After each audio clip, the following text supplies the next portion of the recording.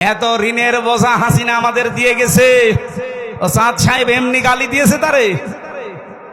1,10,000 টাকা ঋণ এখন এক একজন মানুষের উপরে। আমি যদি এখন জন্ম নেই কেউ, তার মাথার উপরে 1,10,000 টাকা ঋণ।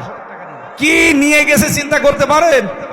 42,000 কোটি টাকা শুধু পাচার করেছে প্রতি বছরে।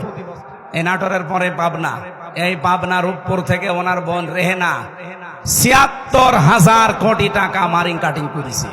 একটা প্রকল্প থেকে যদি এই হয়, বাকিগুলো থেকে আপনি হিসাব করতে পারেন? আমার দেশ পত্রিকার রিপোর্ট, যাওয়ার দিন শুধুমাত্র 14টা ব্রিফকেস নিয়ে গেছে, কারোর সাথে কোনো কথা বলেনি। পাইলটকে বলেছে ব্রিফকেস গুলো উঠেছে, বলছে হ্যাঁ চলো। একটু কাওয়া কাকুকে যে বলে যাবে কাওয়া চলে যাচ্ছি, তাও বলেনি। এমনকি আমার নাম্বারটা জোগাড় করে বলতে পারতো না যে হামজা 3 বছর জেল খাটালাম, কিছু মনে করো না, চলে যাচ্ছি। কিচ্ছু বলেন, শয়তান চলে গেছে। এখন মাঝে মাঝে স্ট্যাটাস দেয় যে আমি ঘরবন্দি হয়ে আছি, আমি একটা অনিরাপদ জায়গায় আছি। কেন এখন অনিরাপদ লাগে কেন? এখনো তো কিছু হয়নি। ওই 14টা ব্রিফকেসে শুধু মাটি ভরা ছিল না, আর ছাই ছিল। কি ছিল? এই কারণে আমরা আজ দুর্বল। আমরা চাই বাইরে যত কিছু আছে, যারা পাচার করেছে টাকা ফেরত দেওয়া লাগবে।